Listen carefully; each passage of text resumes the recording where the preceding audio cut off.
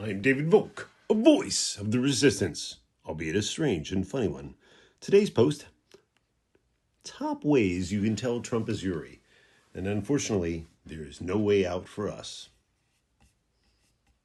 Stop me if I've told you this before, but I'm beginning to think the Kevin Costner, Sean Young movie No Way Out may have either been nonfiction or a warning. For those of you who either aren't old enough to remember the movie or haven't been able to watch Costner in anything since The Big Chill, where he plays the corpse, Kev plays a naval officer. I said naval, N-A-V-A-L, not N-A-V-E-L, who has a torrid affair with Young, only to discover she's having another affair with one of his superiors.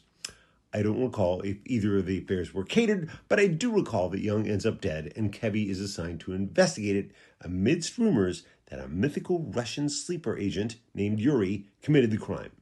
Rather than go deeper into the plot, the point is, spoiler alert, the rumors of a Russian growing up in the U.S. and becoming a spy planted in the U.S. military are true, and, plot twist, the Kevster is Yuri. Although No Way Out is pure fiction, that doesn't mean there isn't a real Yuri in the U.S., and I'm pretty sure his name is Dementia J. Trump. What do you base this on, you may ask? Nothing really, other than the fact that all of his pro-Russia actions reverse U.S. policies going back to the end of the Cold War and World War II. Or the beginning of the Cold War, I should say. Consider the following. 1. Denying Russian collusion in the 2016 election. Dude, that ship sailed years ago. It's history, and only an idiot would keep bringing it up, which tends to make people think he doth protest too much. I agree on that Russia thing. After all, the Bradys didn't say Marsha when she was innocent now, did they? Number 2, loosening of sanctions. Man, it's hard to make something that sounds so wonky sound funny, but sometimes you've just got to go with it. After years of having Putin over a barrel for his attack on Ukraine, we've just decided to loosen up so he can have more of his assets to, do stuff, like kill innocent men, women, and children. Number 3, suspending offensive cyber operations. Because, if somebody tries to hack into your critical infrastructure like utilities, government operations, and voting machines, the best way to protect yourself and strike back at them is to let your guard down. By that logic, the best way to protect yourself from somebody throwing a left hook at you is to lean into it. Anybody want to volunteer to test out that theory? I didn't think so. Number 4, tea and sympathy at Homeland Security. Russian tea, of course, which came in the form of naming Tulsi Gabbard, a known Russian sympathizer, to head up the Department of Homeland Security. Why not just appoint a member of the bin Laden family second in command while you're at it to make sure we're completely exposed to a terrorist attack as well? Number 5, disbanding DOJ's Foreign Influence Task Force. Of course, this has a certain amount of logic when you think about it from where Trump sits anyway. If you've already appointed a Russian sympathizer to head DHS, there's no point in worrying about foreign influence.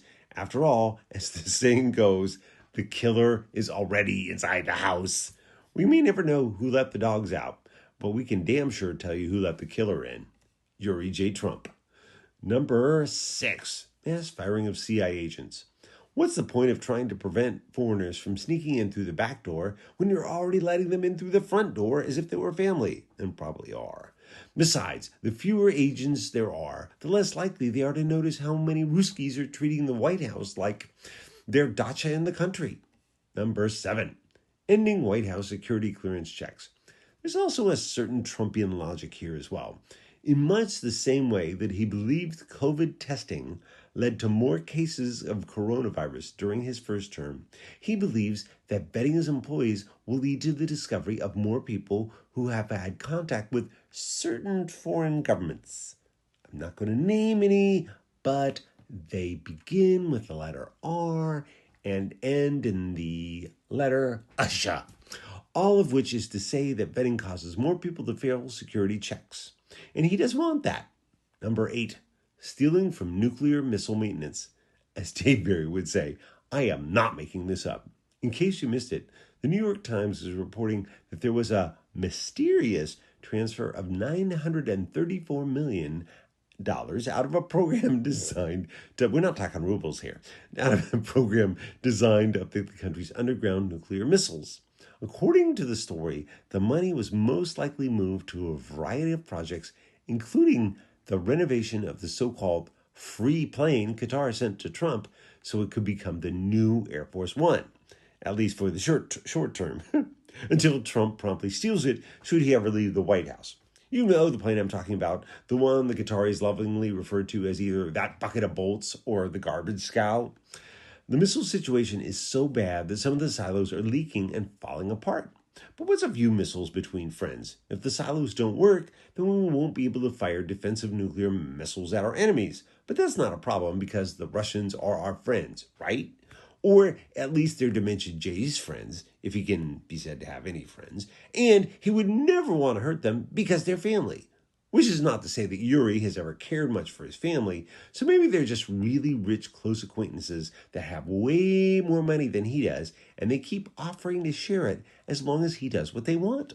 Or they're threatening to release the P-tapes that don't exist, along with the Epstein files that don't exist either. Who knows? Maybe the P-tapes show Jeffrey Epstein peeing all over the bed while certain others molest young girls. What's next?